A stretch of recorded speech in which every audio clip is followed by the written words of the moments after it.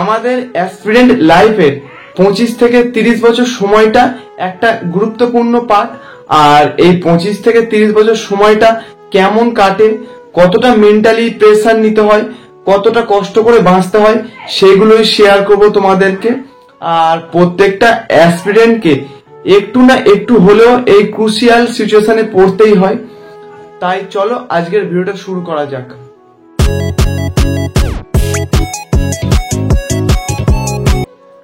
Hello, good evening সকলকে। আমি শুভদীপ, শুভ ডিম WP ইউটিউব চ্যানেলে সকলকে স্বাগত।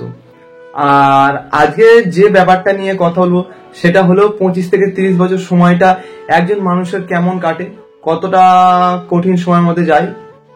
এই 25 থেকে 30 বছর সময়টা একটা অ্যাসপিরেন্ট বলো আর একটা সাধারণ মানুষ যাই বলো না কেন, এই সময়টা বড়ই অদ্ভুত একটা সময়।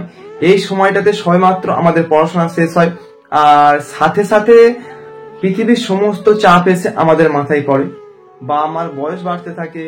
আর এই সময়টা চাকরি পাওয়ার একটা তাড়া থাকে।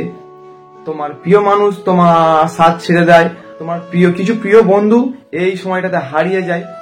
ফলে নিজেকে হারিয়ে ফেলা ছাড়া আর নতুন করে কিছু হারানোর থাকে না। এই সময়টাতে আবেগ কাজ করে না, সবার সামনে তুমি জোরে হাসতে পারবে না, সবার সামনে কাঁদতে পারবে না। এই সময়টায় বেঁচে থাকার ইচ্ছাটাই চলে যায়, আর মরে যাওয়ার সাহসটা তো থাকেই না। আর এই সময়টাতে একটা ছেলে যদি না চাকরি পায়, তখন সমাজ তাকে বাঁচতে দেয় না, সম্মান করে না।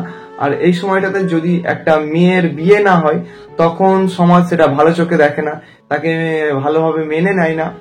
এটাই হলো আমাদের জীবনের কঠিন বাস্তবতা।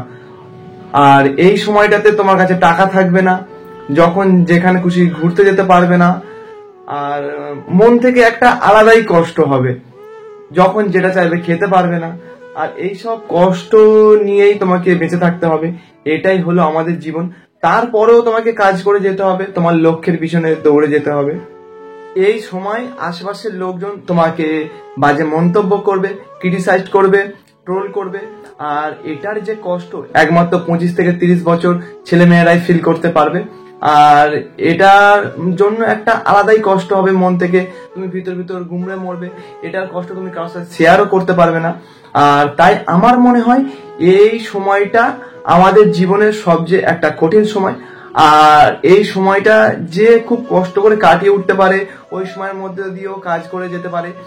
এত কিছু কষ্ট দুঃখ তার মধ্যে থেকেও নিজের লক্ষ্যে স্থির রেখে নিজের লক্ষ্যের জন্য খেটে চলেছে, তারাই জীবনে একমাত্র সফল হয়।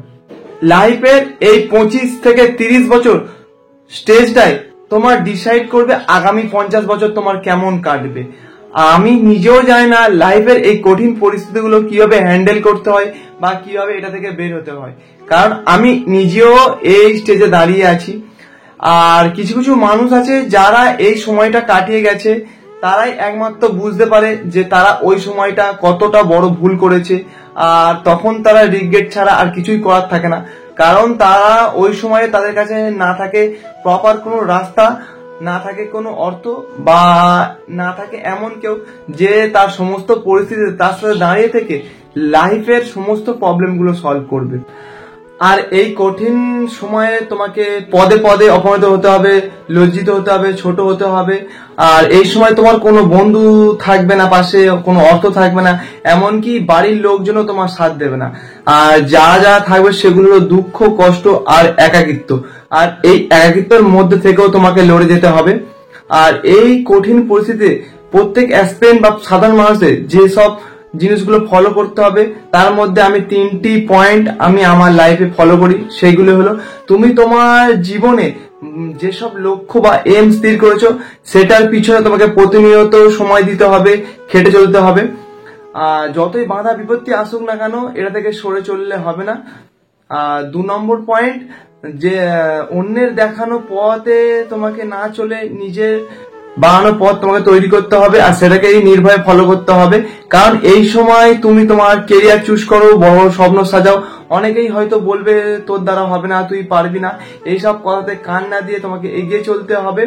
আর 3, যেসব জিনিস আমাদের জীবনে ফালতু বা অপ্রয়োজনীয়, যাদের আমাদের জীবনে কোনো কাজে আসে না, সেই সব জিনিস নিয়ে আমাদের মাথা ঘামালে চলবে না, সময় দিলে চলবে না।